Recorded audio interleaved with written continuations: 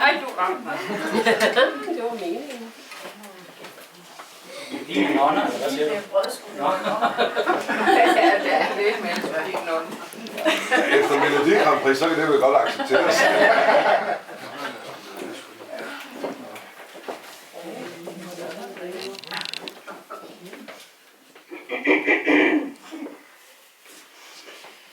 Når menigheden ikke vil komme i kirken, så må kirken jo komme til menigheden.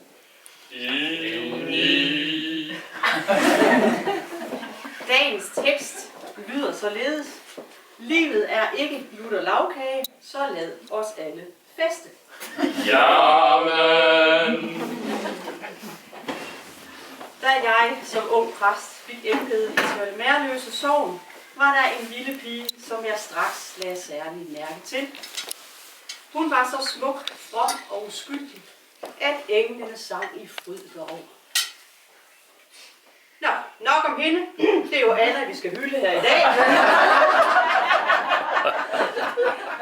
Vi er jo kommet her for at fejre hendes konfirmation. For hun er så ung, og så yndig ser hun ud. For hun er så ung, og så yndig